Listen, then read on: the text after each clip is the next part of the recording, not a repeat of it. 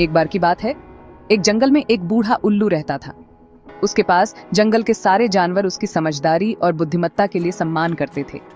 एक दिन एक परेशान हिरण और एक चंचल चूहा उसके पास आए। हिरण ने कहा, हमें जंगल के सबसे अच्छे और अमीर जगह पर ले चलो।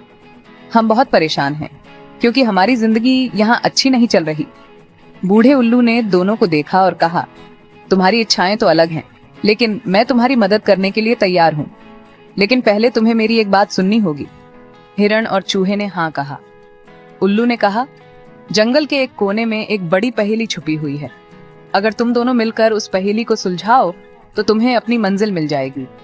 हिरण और चूहे ने पहेली सुलझाने के लिए यात्रा शुरू की। पहेली एक ऐसे कमरे की थी जहां रात भर एक दिया जलता रहता था, लेकिन उस कमरे में एक छुपी हुई रास्ता था जो अंधेरे में ही दिखाई देती थी। चूहे ने अंधेरे का फायदा उठाते हुए रास्ता ढूंढ लिया और हिरण ने दिया जलाए रखा।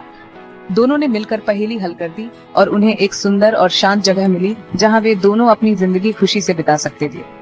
बूढ़े उल्लू ने उन्हें देखा और कहा, देखो, तुम दोनों ने मिलकर अपनी कठिनाइयों को हल किया और एक अच्छी जिंदगी पाई। यही असली समझदारी है। जब हम अपनी भिन्नताओं और मुश्किलों को दूर करके मिलकर काम करते हैं तो हम अपनी मंजिल पाते हैं। इस कहानी से हमें यह सीखने को मिलता है कि मिलजुल कर काम करना और अपनी भिन्नताओं को दूर करना हमेशा बेहतर होता है।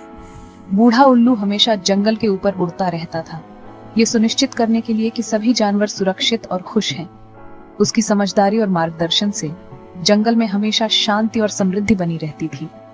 और इस तरह बूढ़े उल्लू की कहानी हमें यह सिखाती है कि समझदारी और सहयोग से हम किसी भी समस्या का समाधान पा सकते हैं।